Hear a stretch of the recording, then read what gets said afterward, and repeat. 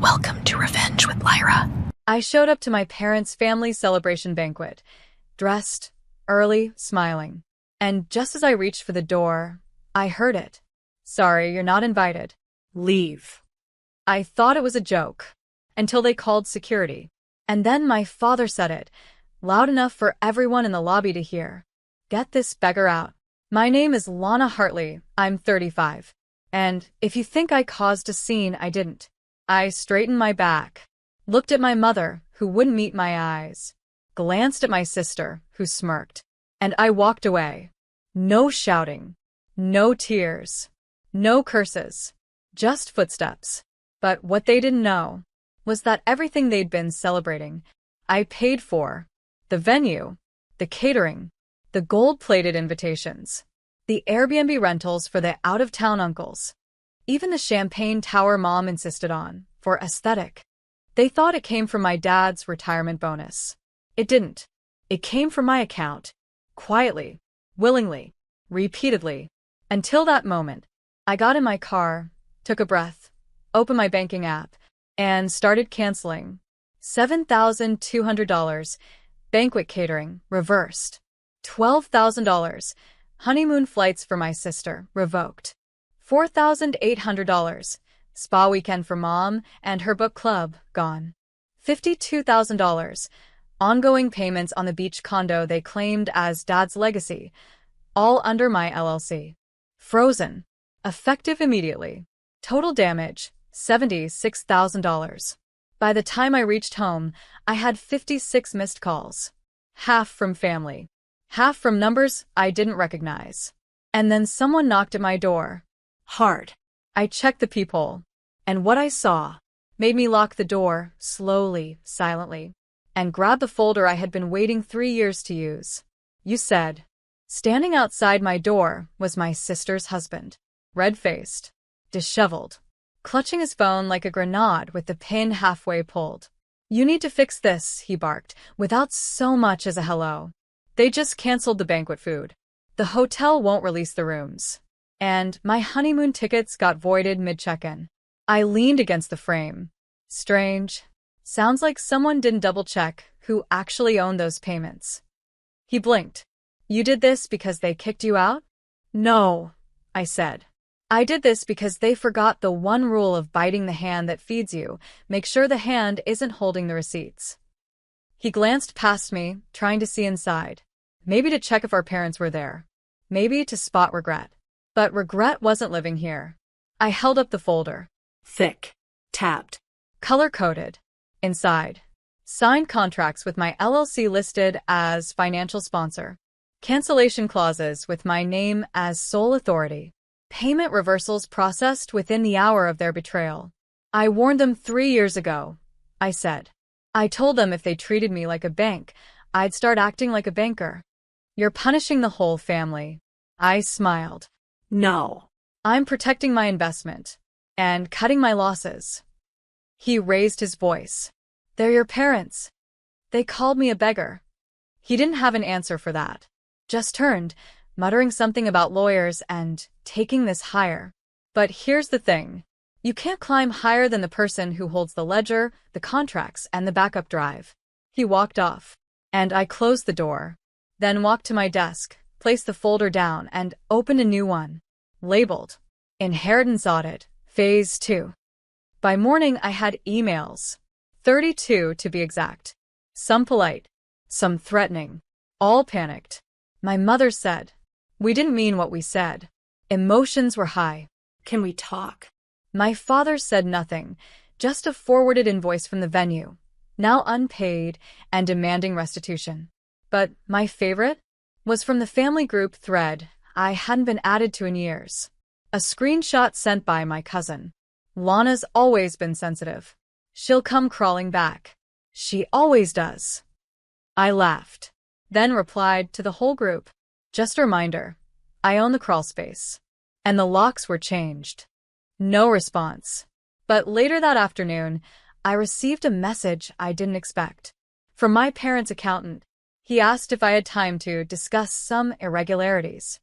said he'd noticed the payments to their beach condo hadn't been coming from their trust, but from an LLC he'd never seen before. Mine. I confirmed it. Then I asked a question I'd been waiting 3 years to say out loud. Have they declared that condo as their asset in annual filings? Silence. Then, they claimed it was an inheritance gift from a private family investor. No documentation.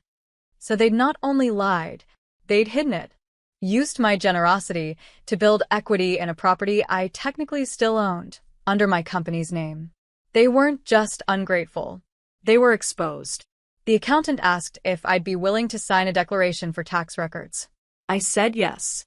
But only after I called my lawyer and asked him how fast we could serve them papers that would make that condo and every unpaid cent legally untouchable. He said, within 48 hours. Perfect. Because now, this wasn't about family. It was about fraud. By noon, the papers were drafted. A cease and desist for slander, misrepresentation, and unauthorized use of funds. And a property reassignment filing, removing any verbal claim my parents had over the beach condo. My lawyer, Reed, slid the papers across the table and said, "They'll try to call your bluff." I smiled. They already did.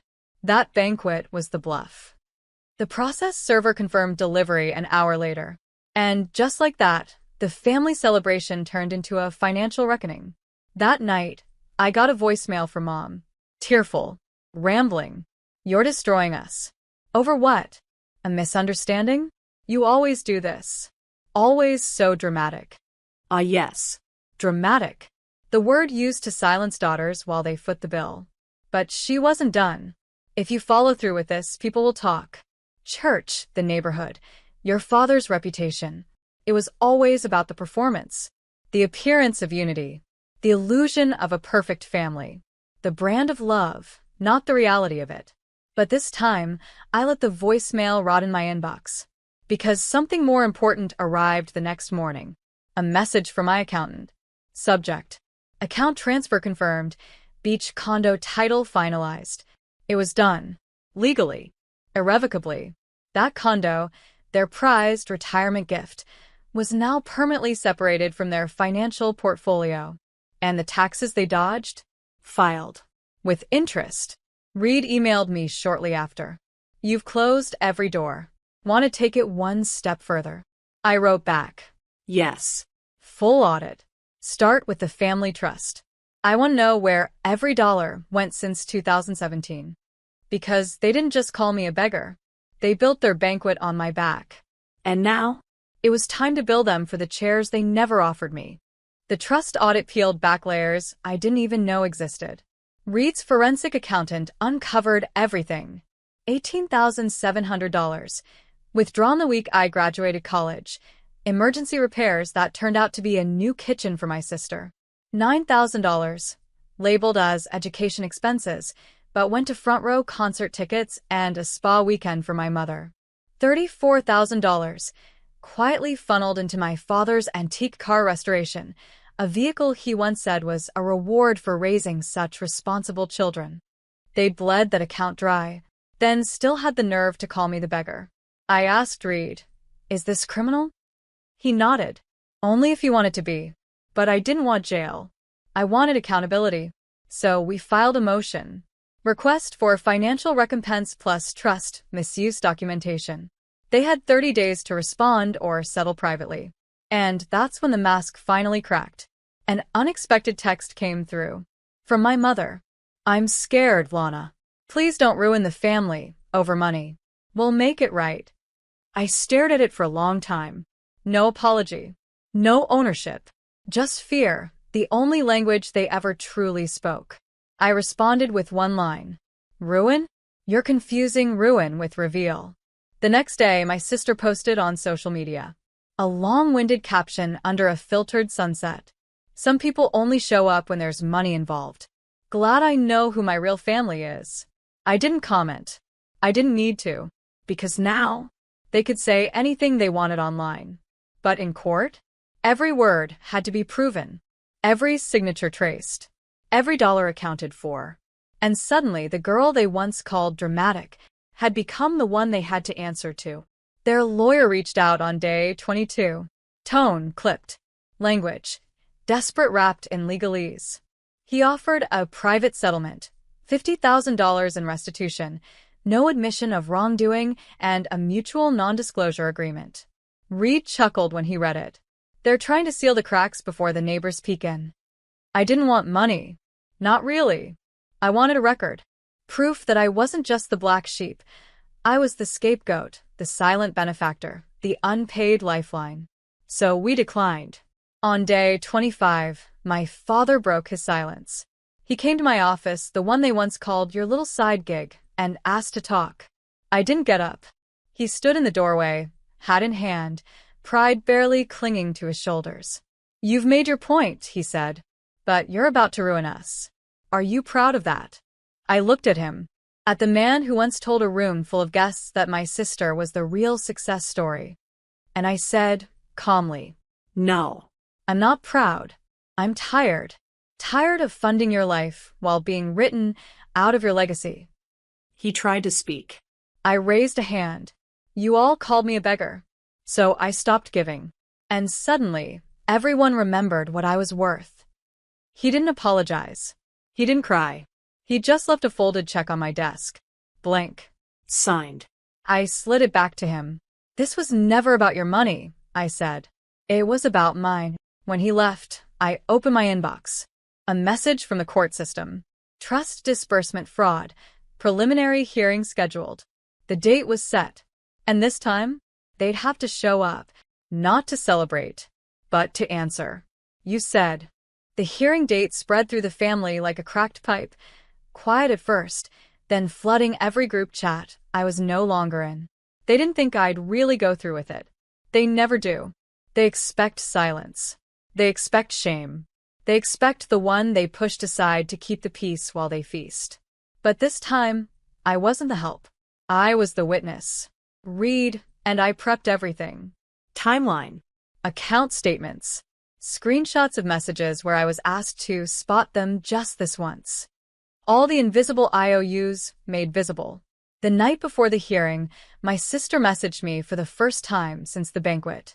If you go through with this, I swear I'll never forgive you. No, sorry. No denial. Just a warning, as if my peace required her permission. I didn't reply, because some people don't want reconciliation. They want reinstatement of the version of you who stayed quiet. The courtroom was sterile.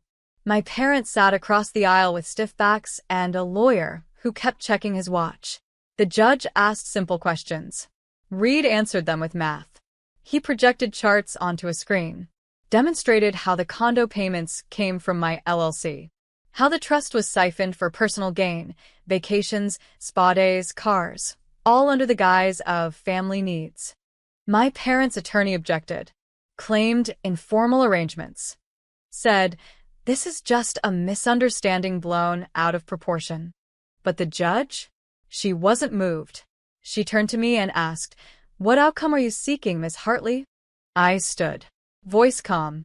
Truth on paper. That's all. Let the record match reality. She nodded. Gavelled.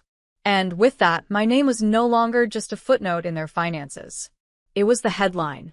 And for once, the room went quiet, without anyone needing to escort me out. You said. They didn't speak to me after the hearing. No calls. No letters. No, we didn't mean it. Just silence, the kind that comes when a performance ends and the lights go out. The judgment wasn't criminal. It wasn't handcuffs or headlines. But it was binding. The court ordered restitution of misused funds, not to me, but back into the trust, where it belonged. The condo's title was permanently transferred to my name. And my parents? They were removed from any future financial access to assets they hadn't earned. Reed called it elegant justice. I called it balance. Weeks passed. My phone stayed quiet, gloriously so. No requests. No emergencies.